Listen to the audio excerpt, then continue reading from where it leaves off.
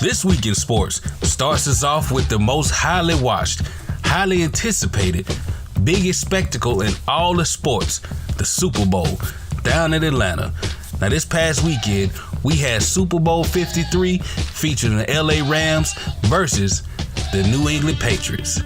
And for those of you who love a game of defense, big plays, big hits, big stops, this was the game for you. But for those of you who are like me, that look for vertical games, big scores, a lot of passing, a lot of yards, this just wasn't it. That shit was terrible. Boring.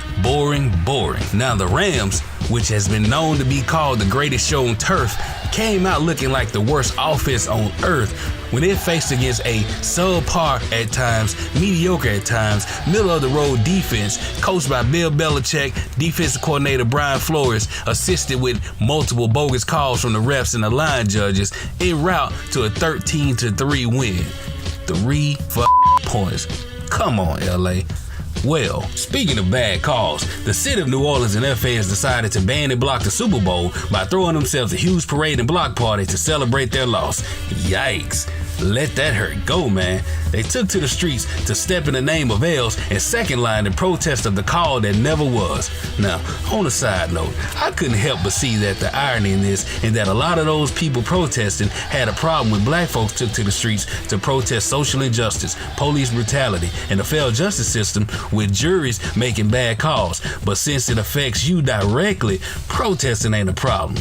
You know what? Never mind me.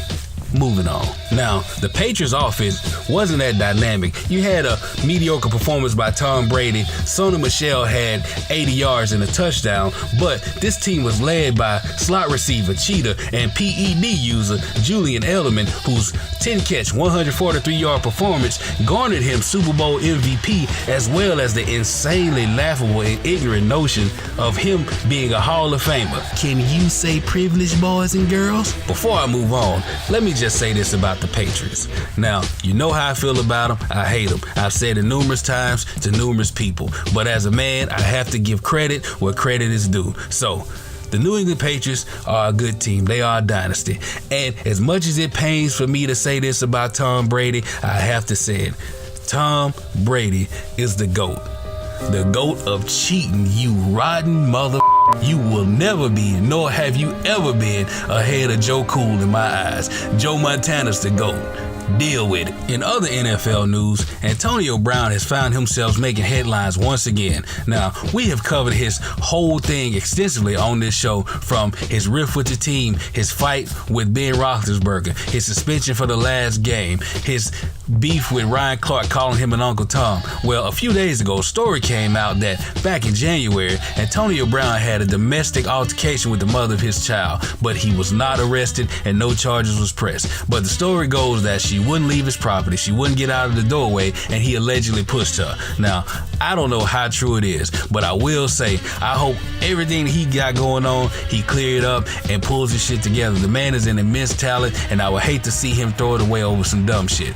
But if he did indeed push that woman and hit that woman and he's charged or whatever, then he deserves to be punished by the full extent of the law, and that's just what it is. Over in the NBA, all the talk about an Anthony Davis trade was for naught and just smoke and mirrors. Now, last week I told y'all the Lakers offered 5 players, 2 first-round picks, the cure for AIDS, and just Wednesday, LeBron threw in his oldest son for good measure, all for nothing. Now, here's what I think. This was all a ruse from the beginning by New Orleans as revenge on LA for the NFC Championship game. That front office finessed Magic the whole time while playing James Brown's The Big Payback on repeat all day in the office, laughing their ass off. Now, once again, Magic showed his hand and got fucked. But honestly, it wouldn't be the first time he didn't cover himself and get burned from a fucking... Relax. I'm talking about Paul George and Kawhi Leonard. Let's just see if LeBron and these young players Magic couldn't trade will be the cure for what's ailing him now. Relax. I'm talking about losses. And finally, Big shout out to Mr. Tony Dungy. On February 4, 2007, Tony Dungy became the first black head coach to win the Super Bowl. That wasn't the only history he made. In 2008, he also became the only coach in NFL history to have 10 straight playoff appearances.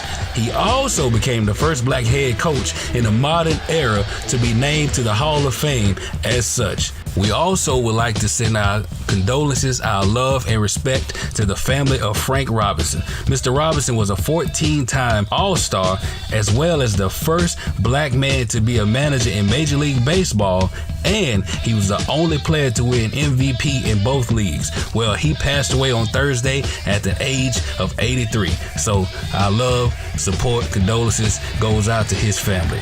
These Black History Moments, as well as this entire episode, was brought to you by Black with No History Chaser, where this month we are attempting to teach and educate our people about the history of our people because they didn't teach us shit in school or they whitewashed what they did teach us. I will see you guys next week.